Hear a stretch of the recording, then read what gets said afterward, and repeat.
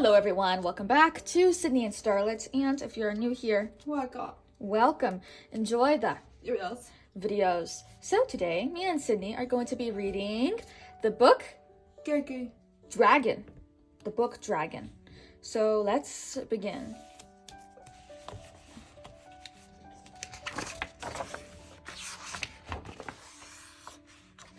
Reading was tiresome for Rosehilda. In fact, reading was tiresome for all the children in Lesser Scrump. Sometimes the schoolmaster, Mr. Percival, taught them letters by scrawling on bark with a stump of charcoal. Sometimes he scribbled words on slate with crumbly rock. Every third Monday, he scraped a whole sentence in the dust of the schoolyard. One day, Rosehilda said, Mr. Percival, reading would be more fun if the letters and words were written as stories. We could use paper and ink and attach the papers together. Children gasped. Mr. Percival sent Rosehilda home with a stern note scratched onto a leaf. What was wrong with what I said? Rosehilda asked her grandfather. Why can't we write on paper? Because of the book dragon, her grandmother said. Her grandfather said. What's a book dragon? Rosehilda asked. Most dragons hoard gold. The book dragon hoards books. What's a book? Rosehilda asked. It's letters and words written on papers that are attached together, her grandfather said. Rosehilda knew it. The book dragon lives in a deep cave on Scrump Mountain, nesting on piles of books nearly as tall as the mountain itself. Her grandfather explained. If any villager brings a book into Lesser Scrump, the book dragon snatches it away that night. Mr. Percival, we need books, Rosehilda said the next day. I'm not afraid of the book dragon, even if she snatches them away. You may not be afraid, but think of the rest of us, Mr. Percival said. After the book dragon snatches a book, she comes back the next night, knocking on locked windows and terrorizing the entire village. He sent Rosehilda home for a whole week with a stern note carved into an old candle stub. On the walk back, Rosehilda met a peddler. Buy my wares, dearie? She said. Rosehilda noticed a square red object stamped in gold among the jumble in the cart. She knew just what it was. How much for the book? She asked. What do you have? Asked the peddler. Just an old candle stub, Rosehilda said. Sold, said the peddler, knowing the book dragon would snatch any book in Lesser Scrump by morning. When Rosehilda got home, she read a whole story all about a brave knight who challenged a dragon and won the golden hoard. For the first time, reading wasn't tiresome. It was amazing. When her grandfather saw her reading, he shook his head. I'm not afraid of the book dragon, Rosehilda said. She read until it was too dark. She wished she had that candle stub. She laid the book by her bed and slept. By morning, the book was gone. The book dragon snatched it, her father said. We'll have to lock our windows tonight. Now the book dragon would terrorize the village, and it would be Rosehilda's fault. She couldn't let that happen. She vowed to challenge the dragon and win her book back. When her grandfather left for work, Rosehilda climbed the narrow path up Scrump Mountain.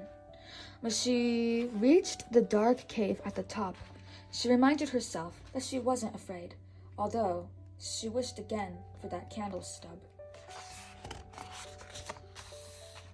There, on an immense pile of books, perched the book dragon. She looked very large and extremely pointy. Most of all, she looked surprised. Give me back my book, Roshilda demanded. You'd snatched it from my room last night. I beg your pardon, said the book dragon. I can't help myself. I love books too much. I'm too large to live in the village, so books are all the company I have. That's no excuse for stealing and terrorizing the village, Roshilda said. I only want to borrow books, the book dragon said. But when I try to return them, the windows are locked.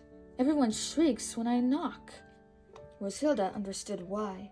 The dragon was extremely pointy. Since it came all this way, I'll give you your book back now, the book dragon said. The hoard was heaped with books in every color and size. Many were red, stamped with gold. Roshilda didn't know which was hers. Roshilda and the book dragon searched. They lined up the books in rows, sorted by subject and author.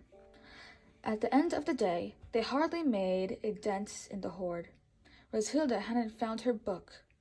You can borrow a different one, the book dragon said. I'll bring it back tomorrow, Roshilda said.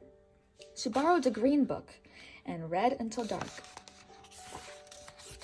The next day, Roshilda and the book dragon sorted and searched. They didn't find Roshilda's book, so she borrowed a blue one. By the end of the week, nearly all the books stood in neat rows. The very last book was red, stamped with gold. My book, said Roshilda. Now I won't need to come back. The book dragon looked less pointy than usual. You could borrow another book, the book dragon said, and come back tomorrow. I have an even better idea, Roshilda said. The next day, just as Mr. Percival was scraping a letter on the dirty window, a large and pointy shape appeared outside. The children gasped. Mr. Percival shrieked. Roshilda explained, This is my friend, the book dragon. She brought our books back. She never meant to keep them. After all, said the book dragon, books are for reading, not hoarding. The villagers agreed. From that day forward, they let the book dragon lend the books from the library in Scrump Mountain. Everyone in Lesser Scrump read as much as they wanted without having to worry about a dragon snatching books in the middle of the night. Unless, of course, they were overdue. The end. So that is it for today, everyone. We really hope you all enjoyed it, and we'll see you all next time. Bye-bye. Bye-bye. Pick out your favorite page.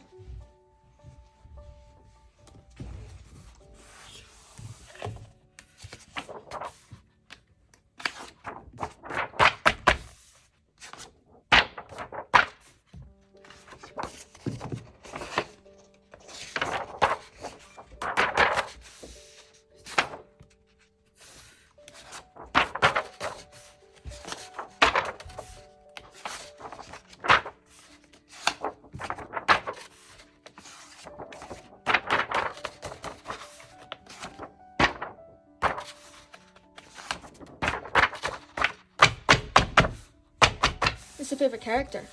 Book. The books. All right. Bye-bye. Book. Book.